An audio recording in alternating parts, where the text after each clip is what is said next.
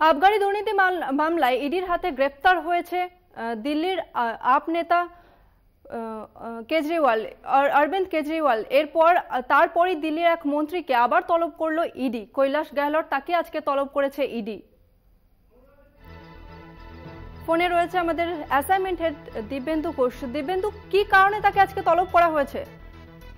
তো তোমাকে প্রথমে যেটা জানিয়ে রাখি, দিল্লির আপ নেতা নয়, দিল্লির মুখ্যমন্ত্রী অরবিন্দ কেজরিওয়াল, তাকে ইতিমধ্যেই কিন্তু ইডি গ্রেপ্তার করেছে। এবং ইতিমধ্যেই এই যে দিল্লির যে আবগারি দুর্নীতি, যেটা 2021-22 যে আবগারি নীতি তৈরি হয়েছিল, তার পেছনে মোটা টাকার ঘুষ, যেটা ইডির দাবি প্রায় 600 কোটি টাকা ঘুষ দিয়েছে আপ সরকার।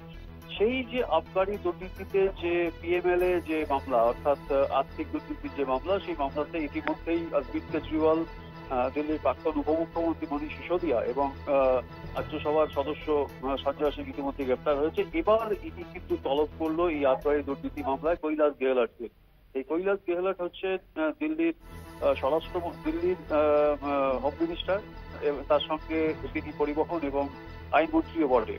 অর্থাৎ এই যে আবগারি দুর্নীতি মামলায় ঠিক লোকসভা ভোটের আগে দিল্লিতে যে আপ সরকার এবং সব মিলিয়ে যে আপের প্রচার এবং আপের যে লড়াই, অর্থাৎ বিজেপির বিরুদ্ধে যে আপের লড়াই এবং ইডি জোটের অন্যতম সদস্য, সেই আপের লড়াইটা কিন্তু ক্রমশ কঠিন হয়ে যাচ্ছে। তার কারণ ইতিমধ্যেই আমরা জানি যে আজ কিন্তু আরো একটি জনস্বার্থ মামলা হয়েছে।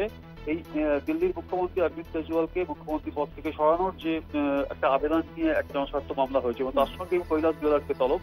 এবং কৈলাস গেহলটকে যে তলব করা হয়েছে, তাকে ইডি দেখেছে যে এই আবগারি দুর্নীতি মামলায় যেটা ইডি যেটা সবথেকে গুরুত্বপূর্ণ যে দাবি, যে অরবিন্দ কেজরিওয়াল অর্থাৎ দিল্লির মুখ্যমন্ত্রী অরবিন্দ কেজরিওয়াল তিনি কিন্তু প্রধান ষড়যন্ত্রকারী।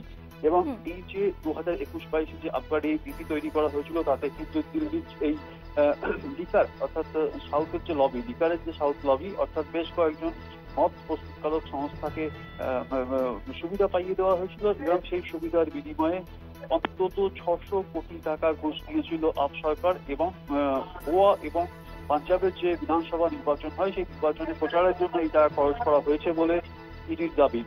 এবং এর আগে আমরা দেখেছি যে একাধিকবার অরবিন্দ কেজরিওয়ালকে তলব করেছিল, অরবিন্দ কেজরিওয়াল সেখানে যাননি। তারপরে কিন্তু তার বাসভবনে তল্লাশি চালায় এবং তাকে গ্রেপ্তার করে।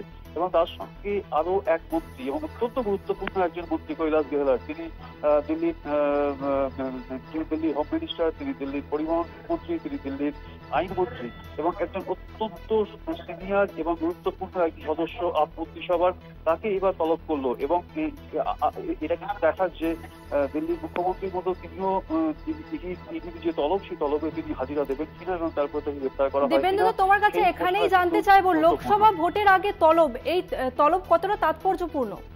না, দেখো, যেটা আমি পরিষ্কার বলছি যে এই যে লোকসভা ভোট সামনে, এই ভোটটা যে ইডি জোট তৈরি হয়েছিল, কিন্তু একাধিক রাজ্যে সেই ইডি জোট কিন্তু কার্যত মুখ থুবড়ে পড়ছে। কারণ আমরা কিন্তু খুব পরিষ্কার ভাবে জানি যে এই রাজ্যে, অর্থাৎ বাংলাতে, কিন্তু কংগ্রেস তৃণমূলের কোনো জোট হয়নি। এককভাবে লড়ছে 42টা আসনে তৃণমূল কংগ্রেস। সিপিএম এবং কংগ্রেসের মধ্যেও আদৌ জোট কতটা হবে সেটাও কিন্তু পরিষ্কার নয়। কারণ আমরা জানি যে পুরুলিয়ার মতো যে লোকসভা আসন, সেই পুরুলিয়া লোকসভা আসনে কংগ্রেস নেপাল মাহাতোকে প্রার্থী করেছে, তার সঙ্গে ফরওয়ার্ড ব্লক, বামেদের যে অন্যতম শরিক, বামফ্রন্টের অন্যতম শরিক, তারা কিন্তু প্রার্থী দিয়ে দিয়েছে। সুতরাং এই যে এই জোটের যারা সদস্য, সেই জোট সদস্য যারা বিভিন্ন রাজ্যে যারা লড়ছে, যাদের আঞ্চলিক শক্তি রয়েছে, সেই শক্তিগুলি কিন্তু একজোট হয়ে যে লড়ার যে বার্তাটা, সেটা কিন্তু খুব একটা স্পষ্ট নয়। সুতরাং সবকিছু মিলিয়ে আমরা কিন্তু সাম্প্রতিক যে অতীতে যেটা আমরা দেখতে পাচ্ছি, যে দিল্লিতেও কিন্তু যে 7টা লোকসভা কেন্দ্র রয়েছে, সেই লোকসভা কেন্দ্রের 7টাতেই কিন্তু গত যে 2019-এর যে লোকসভা নির্বাচন হয়েছিল, সেখানে কিন্তু বিজেপি জিতেছিল। অর্থাৎ কোথাও একটা দিল্লির যে শক্তি, সেই শক্তিটা কিন্তু বিজেপি রয়েছে। এবং তার সঙ্গে সম্প্রতি আমরা দেখেছি যে আপ এবং কংগ্রেসের মধ্যে কোথাও একটা আসন সমঝোতার কথাবার্তা চলছিল দিল্লিতে। এবং সেই সমঝোতাটাকে ভেস্তে দেওয়ার জন্য, ইডি জোটটাকে ভেস্তে দেওয়ার জন্য, যেটা বারবার করে বিরোধীরা অভিযোগ করছে, অবিজেপি শক্তিগুলো অভিযোগ করছে, যারা ইডি জোটের সদস্য তারা কিন্তু অভিযোগ করছে যে এজেন্সি দিয়ে, অর্থাৎ ইডি, সিবিআই, এনআইএ, এই সমস্ত এজেন্সি দিয়ে এবং আয়কর ডিপার্টমেন্ট, ইনকাম ট্যাক্স ডিপার্টমেন্ট, তাদের কিন্তু এই বিরোধী শক্তিদের দমিয়ে রাখার চেষ্টা চলছে।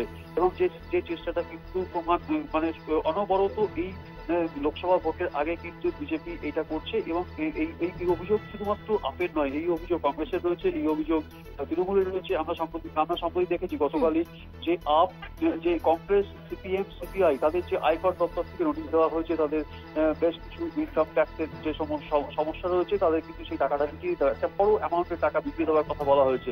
সবকিছু মিলিয়ে যে লোকসভা ভোটের আগে যে লড়াইটা, যে যুদ্ধটা, অর্থাৎ বিজেপির বিরুদ্ধে যে অবিজেপি শক্তিগুলির যে লড়াই, সেই লড়াইটা কোথাও কিন্তু একদমই দিব্যেন্দুদা, অর্থাৎ বলা যেতে পারে লোকসভা ভোটের মুখে চাপে পড়েছে আপ।